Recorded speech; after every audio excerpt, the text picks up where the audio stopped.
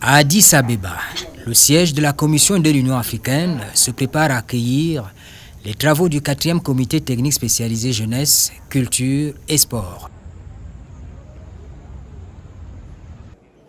Dans l'esprit général de la célébration du 60e anniversaire de l'Union africaine, ce comité sera mis à profit pour réfléchir autour du thème « Débloquer et développer l'innovation pour la mise en œuvre de la zone de libre-échange continentale africaine par le biais des jeunes, la culture et le sport ».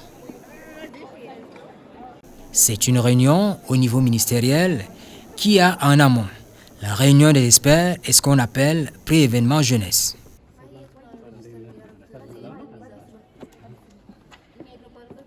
Et dans ce dernier cadre, les jeunes de tout le continent, y compris les acteurs de la première cohorte des boursiers des médias de l'Union africaine, se sont retrouvés jeudi et vendredi dernier pour un échange direct. Sans filtre, ils ont identifié les principales priorités, les moteurs pour le développement et l'autonomisation des jeunes dans les années à venir pour le continent africain. En filigrane, il faut élaborer un plan d'action de la jeunesse africaine pour la période 2024-2029. Sous l'encadrement technique du département de la santé, des affaires humanitaires et sociales et de la direction femmes, genre et jeunesse, ils ont mis sur la table, avec un mélange de passion et de mesures, la question de l'employabilité, à partir des expériences vécues dans les États membres de l'Union africaine. Alors, pour le Sénégal, dire que l'État fait assez, c'est peut-être empiéter sur ce qui est en train d'être fait. Mais sinon, il y a des initiatives qui ont déjà commencé sur l'impulsion aussi des jeunes à travers le Conseil national de la jeunesse qui avait fait des recommandations pour que l'emploi soit rattaché au ministère de la jeunesse, ce que le président de la République a bien pris en compte dans la mise en œuvre de sa politique de gouvernance par rapport à la jeunesse. Mais aussi, il y a un programme qui est là, qui permet d'initier ou bien de faciliter le recrutement de 65 000 jeunes à travers différents programmes, toujours sous l'impulsion du Conseil national de la jeunesse, qui est en train d'être déroulé. Et la première phase a été bouclée. Là même, pour dire, il y avait les semaines passées, une évaluation à mi-parcours du programme pour voir ce que ça peut donner. De plus en plus, on assiste à un effort du gouvernement pour ce qui est de l'employabilité. Mais la véritable question qu'on doit se poser, c'est quel est le véritable problème? Il est bien vrai que le gouvernement ivoirien cherche à créer des emplois pour les jeunes, mais il faut dire que les formations qui sont données dans les universités, les écoles ivoiriennes ne sont pas forcément adaptées au marché de l'emploi. Lorsque nous finissons nos études, nous faisons face à un marché de l'emploi qui est très difficile d'accès pour nous. Et de plus, les entreprises recherchent des jeunes avec de l'expérience, mais ne permettent pas à ces jeunes d'avoir de l'expérience. Donc la première question qu'on doit se poser, c'est est-ce que les formations qui sont données dans nos universités et de nos écoles sont adaptées au marché de l'emploi? Et est-ce que les jeunes sont suffisamment orientés pour avoir accès à ces opportunités-là sur le marché de l'emploi? Parce que de un, nos formations sont des formations qui sont plutôt basiques. Bien vrai qu'on a assisté à un développement de l'employabilité en Côte d'Ivoire avec l'extension de la communication digitale, avec les nouveaux métiers du digital. Mais encore une fois, si on retrace et qu'on voit qu'au niveau démographique, la jeunesse est beaucoup plus nombreuse, on a plus de 65% de la jeunesse par rapport à la population, les 66 000 ou bien les 67 000 jeunes qui ont été recrutés représentent à peu près 0,05% de ce que nous attendons. Donc, les initiatives sont là, oui, mais il faut aller au-delà de cela pour pouvoir toucher énormément de jeunes dans les différentes localités du pays, ce qui permettrait de pouvoir régler la question de l'égalité, mais aussi la question de l'équité territoriale qui permet d'aménager et d'encourager cette dynamique de cette jeunesse pour un emploi beaucoup plus décent, mais aussi beaucoup plus stable. Dans l'architecture d'ensemble, les jeunes venant du Cameroun, présents au débat, ont brossé un tableau qui n'est pas loin de ce que vit la jeunesse du Sénégal, de la Côte d'Ivoire, du Zimbabwe ou de la Namibie. Sur le continent, si l'on veut davantage faire des jeunes de véritables praticiens du développement, si l'on veut tirer avantage de la ZELCAF, la zone de libre-échange continentale et bien d'autres opportunités, il faut augmenter les possibilités d'apprentissage, tirer parti de la technologie et des approches novatrices en matière d'éducation. Des 11 millions de diplômés africains qui sortent chaque année, il y a des Camerounais.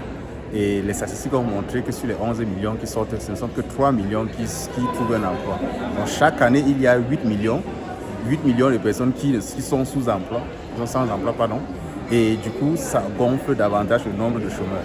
Et au regard des statistiques, même de certains programmes que le Cameroun a amené, notamment le PANEJ, en sa deuxième phase, on a vraiment montré que les retombées du PANEJ 1 n'avaient pas du tout marché. Et le taux de chômage a vraiment augmenté, que ce soit en milieu rural ou bien en milieu urbain. Donc le problème de l'emploi se pose bel et bien également au Cameroun. Parce qu'avec la floraison des universités, dont le nombre d'étudiants gonfle chaque année, et il y a en fait des diplômés chaque année, mais l'État ne recrute pas assez. Et je pense que même le chef de l'État l'a dit le 10 février, que l'État ne peut plus résoudre le problème de l'employabilité des jeunes. Donc maintenant, les jeunes doivent oser. Donc maintenant, les jeunes doivent aussi se tourner vers l'entrepreneuriat de manière à créer leur structure eux-mêmes, de façon à être pérennes. C'est vrai que l'environnement des affaires peut parfois aussi être ce qu'il est, mais au moins quand même osons d'abord. Et il n'y a pas assez d'entreprises qui naissent aussi au Cameroun. Ces entreprises ne peuvent pas venir forcément, en fait, pallier le manque, la non-absorption par l'État des diplômés. Donc du coup, c'est une problématique qui vaut vraiment tout son pesant. L'échange a débouché sur des propositions concrètes à soumettre à l'appréciation du comité ministériel. On a entendu par exemple qu'il est urgent que chaque pays membre se dote d'une stratégie claire pour l'emploi des jeunes ainsi que des politiques macroéconomiques favorables à l'emploi qui répondent aux besoins des marchés du travail. Par ailleurs, il a été recommandé d'exploiter le volontariat et les stages rémunérés des jeunes comme un outil permettant d'acquérir des compétences essentielles en matière d'employabilité et d'établir des réseaux stratégiques, développer la certification et l'homologation de ces stages afin de promouvoir l'emploi des jeunes. Moi, je trouve que c'est très intéressant. Les jeunes ont pris conscience. Les jeunes, nous voulons vraiment agir, mais ce qui manque vraiment, ce sont des actions. Et des actions, nous, étant jeunes, on ne peut pas se mettre en action sans avoir l'appui de nos aînés. Donc, du coup, nos aînés doivent nous accompagner techniquement, financièrement, pour qu'on puisse vraiment mettre en action. Parce qu'on peut beau parler de stratégie, mais tant qu'il n'y a pas d'action, on n'ira nulle part. Et je crains que les objectifs escomptés dans notre stratégie jeunesse et emploi soient atteints. Nous parlons d'une problématique qui est majeure et qui touche tous les pays africains, je pense bien. Et les partages d'expériences permettent de ressortir un peu les différentes initiatives qui se font dans différents pays de la sous-région, mais aussi au niveau africain, de manière globale, tout ce qui se fait. Donc nous avons eu une belle journée. Donc ça a été vraiment enrichissant et ça nous a permis aussi d'avancer pour mieux diagnostiquer le mal en profondeur selon nos pays, voir aussi